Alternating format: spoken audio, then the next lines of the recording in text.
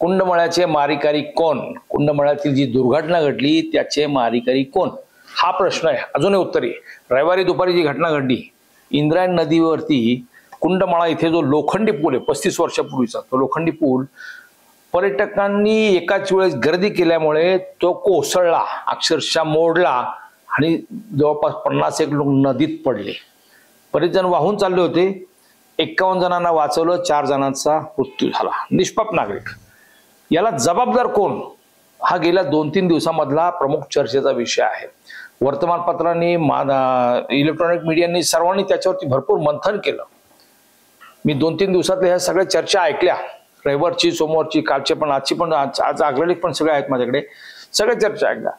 यातला प्रमुख प्रश्न असा येतो की याला जबाबदार कोण? जबाबदारी कोणी घ्यायला तयार नाही. ना राज्यकर्ते घ्यायला तयार आहेत, ना प्रशासन घ्यायला तयार आहे. हा त्याच्याकडे बोट दाखवतो, तो त्याच्याकडे बोट दाखवतो. ही दुर्घटना घडली त्यावेळेस संपूर्ण राज्यामध्ये खळबळ माजली होती. अगदी थेट नरेंद्र मोदी आणि अमित शहा यांच्यापासून सर्वांनी त्याची चौकशी केली होती की त्यावेळेस सुरुवातीला बातम्या आल्या की 25 जण वाहून गेले. प्रत्यक्षामध्ये त्यांना वाचवण्यामध्ये यश आलं. म्हणजे जवळपास 40-45 लोकांना अक्षरशः ओढून काढलं पाण्यामधून. ते वाचले. ज्या पुलामध्ये अडकले होते ते वाचले. तातडीने मदत मिळाली हा भाग वेगळा. परंतु 4-5 लोक निष्पाप त्यांचा बळी गेला. आता हा पूल जुना झाला होता, आउटडेटेड होता. 35 वर्षापूर्वी भाजपच्या त्यावेळेसच्या मावळचे आमदार रूपलेखाताई ढोरे त्यांच्या काळामध्ये, नंतर विश्वनाथजी भेगडे, आपल्या दिगंबरजी भेगडे आमदार, जे 2 टर्म आमदार होते, त्यांच्या काळामधला हा पूल आहे. त्यांनी आग्रहाने तो बांधला होता. का तर कुंडमळा आणि इंदुरी या दरम्यान लोकांना ये जा करण्यासाठी जवळचा मार्ग, शॉर्टकट होता. अन्यथा 10 किलोमीटरचा वळसा मारून लोकांना यावं जावं लागत होतं. म्हणून हा शॉर्टकट. परंतु हा पूल जुना झाला आहे, तो पाडायला पाहिजे होता किंवा तिथे फलक लावून तो बंद करायला पाहिजे होता कायमस्वरूपी. प्रत्यक्षात तसं काही झालं नाही. मग ही जबाबदारी कोणाची होती? प्रशासनाची होती, सार्वजनिक बांधकाम खात्याची होती, जिल्हा परिषदेची होती. तहसीलदार काय करतात, कलेक्टर काय करतात? आतापर्यंत ही मंडळी सगळे एकमेकाकडे बोट दाखवतात. कोणी जबाबदारी घेत नाहीये. म्हणजे पुलाची मालकी नेमकी कोणाची? सार्वजनिक बांधकाम खात्याची राज्याच्या की जिल्हा परिषदेची? हे सुद्धा निश्चित नाहीये. दोघांनी हातवर केलेले आहेत. किती दुर्दैव आहे पहा. म्हणजे सामान्य माणसाचा जीव इतका हे झालेला आहे, इतका म्हणजे मातीमोल झालेला आहे. यांना प्रशासनाला काहीही पडलेलं नाही. आमदार सुनील शेळके यांनी या संदर्भामध्ये सांगितलं. काल एका चर्चेमध्ये होते, लोकमत, चायबीन लोकमतच्या चर्चेमध्ये. त्याच्यात त्यांनी सांगितलं की या पुला संदर्भामध्ये तो जुना झालेला आहे, तो पाडून नवीन बांधायला पाहिजे. म्हणजे 2018 पासून मी त्या संदर्भात प्रयत्न करतो. मध्यंतरी कोविडचा काळ गेला वगैरे वगैरे. वर्षभरापूर्वी त्यासाठी 6 कोटी रुपये सरकारने मंजूर सुद्धा केले. टेंडर सुद्धा, निविदा सुद्धा निघाली. गमतीशीर प्रकार पहा. 11 जून म्हणजे आता गेल्या 4-5 दिवसापूर्वीची त्याची वर्क ऑर्डर निघाली पावसाळ्यात. म्हणजे ही दुर्घटना घडली ना त्यावेळेस प्रशासनाने आपल्यावर तिथे अंगलट यायला नको का? 9 महिन्यापूर्वी निविदा निघाली. त्याचं काम अद्यापर्यंत त्याची निविदा निघून सुद्धा वर्क ऑर्डर का दिली नाही याचा जाब द्यावा लागेल. म्हणून प्रशासनाने मागच्या तारखेचा म्हणजे 11 तारखेचा सही शिक्का असलेलं पत्र इश्यू केलं. ते वर्तमानपत्रांना दाखवलं. मुळात या सगळ्या प्रकरणामध्ये कलेक्टर पासून तहसीलदार, तलाठी, सरकार हे सगळे जबाबदार झाले पाहिजेत. सार्वजनिक बांधकाम विभाग तर 100% जबाबदार आहेच आहे त्याच्यामध्ये. पण सगळ्यांनी, अगदी राज्याचे मुख्यमंत्री देवेंद्र फडणवीस, उपमुख्यमंत्री अजित पवार काय, एकनाथ शिंदे काय, यांनी सगळ्यांनी सांगितलं की हा पर्यटकांचा सुद्धा हलगर्जीपणा आहे. निश्चित पर्यटकांचा हलगर्जीपणा आहेच. रील बनवणारे जे आहेत किंवा अति उत्साही जे आहेत त्यांनी अचानक त्या पुलावरती गर्दी केली फोटोसाठी, रील बनवण्यासाठी. फोटो सेशन चालू होतं. नदीला पूर आल्यामुळे नदीचं पाणी एकदम वेगात आहे. अशाही परिस्थितीमध्ये एकदम लोकांनी गर्दी केली. त्याच वेळेस गावातल्या अलीकडची पलीकडची मंडळी 2 व्हीलरवरती जा-ये करत होती. त्याच्यामुळे पुलावर जो भार आला ती दुर्घटना घडली. पण याच्यामध्ये फडणवीस साहेबांनी जे प्रतिक्रिया दिली ती सुद्धा थोडी आक्षेपार्ह वाटली. ह्याला नागरिक जबाबदार कसे? तुमचं प्रशासन जबाबदार आहे. तुमच्या प्रशासनाने 11 महिन्यापूर्वी जर निविदा काढली त्यावेळेस तातडीने जे आदेश दिले असते तर आतापर्यंत ह्या पुलाचं काम सुरू झालं असतं, ही दुर्घटना घडली नसती. त्याच्यामुळं फडणवीस साहेब तुमचं प्रशासन सुद्धा तितकेच जबाबदार आहे.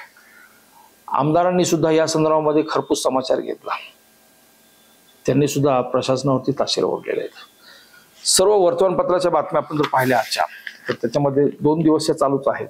आज संतोष शिंदे यांनी पुढारीमध्ये दिलेलं वृत्तांकन कुंडमाळा की मृत्यूकांड फार सुंदर वृत्त दिलेलं आहे. त्याच्यामध्ये सांगितलं गेल्या 7 वर्षामध्ये या भागात कुंडमाळा परिसरामध्ये जे पर्यटक येतात म्हणजे नदीच्या पात्रामध्ये जे रांजण खळग्यासारखे जसं निघोजेला आहे नगरच्या त्या पद्धतीने इथं सुद्धा रांजण खळग्यासारखे कुंड आहेत. पाण्याचे असे कुंड झालेले आहेत खोलगट. ते पाहण्यासाठी त्याच्यामध्ये पाणी खळखळ कसं वाहतं, पाणी गोल गोल कसं फिरतं हे पाहणं फार मजेशीर आहे. त्याच्यामुळे निसर्गरम्य असा हा परिसर हे पर्यटन स्थळ आहे म्हणून तिथे लोक येतात.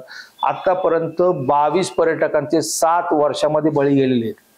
म्हणजे हे फक्त कालची पुलाची दुर्घटना नाही, ती या ठिकाणी हे पर्यटन स्थळ किती धोकेदायक आहे. तिथे पर्यटक वाह्यात वागतात तर तिथे कोणीतरी बंदोबस्त एक वॉचमॅन का होईना एक पोलीस का होईना असायला पाहिजे कायमस्वरूपी.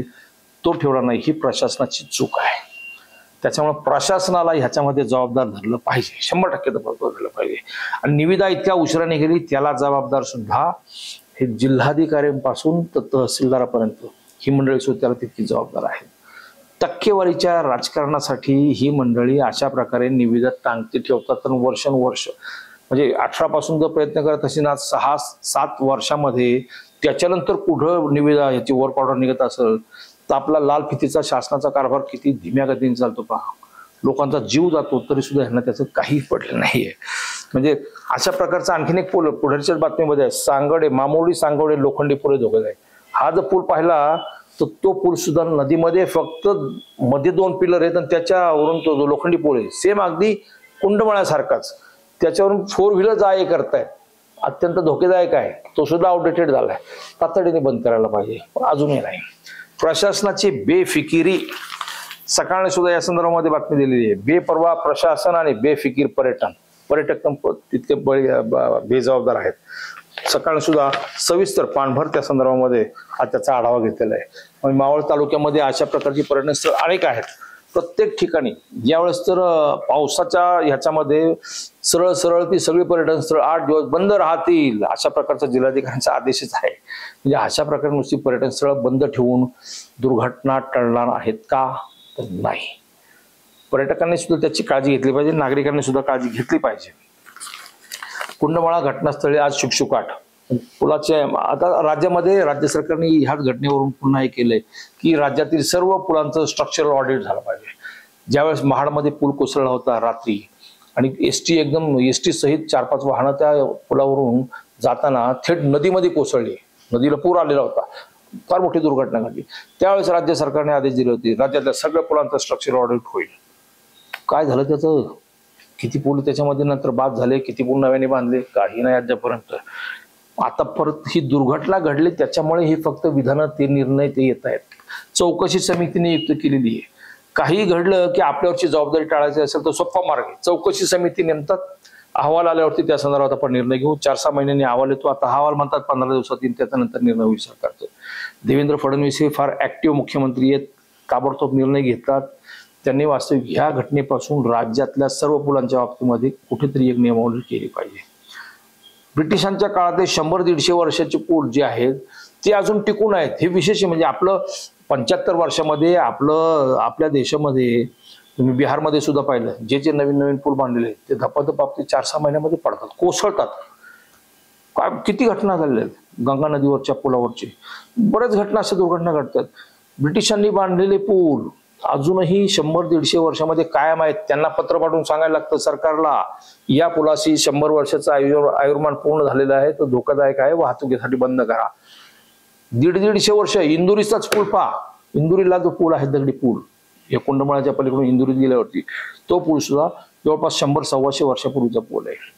म्हणजे पुण्यामध्ये जसा आपण लकडी पूल म्हणतो महापालिकेच्या बॅक साईडला दगडी पूल आहे. असे ब्रिटिशांच्या काळातले पूल अजूनही भक्कम आहेत. त्यांनी केलेली देशभरामध्ये राज्यामध्ये जवळपास 25,000 पूल आहेत, छोटे मोठे असे लहान मोठे. त्याचं सगळ्यांचं आता ऑडिट होणार आहे. प्रश्न असा आहे की भ्रष्टाचाराचे हे बळी आहेत. प्रशासनातल्या आणि राज्यकारणातल्या भ्रष्टाचाराच्या धीम्या गतीचा कारभार, लाल फितीचा कारभार त्याचे हे बळी आहेत. 5 जण बळी गेले. उद्या ते 50 लोक जे वाहून चालले ते वाचले नसते तर किती मोठी दुर्घटना होती ही.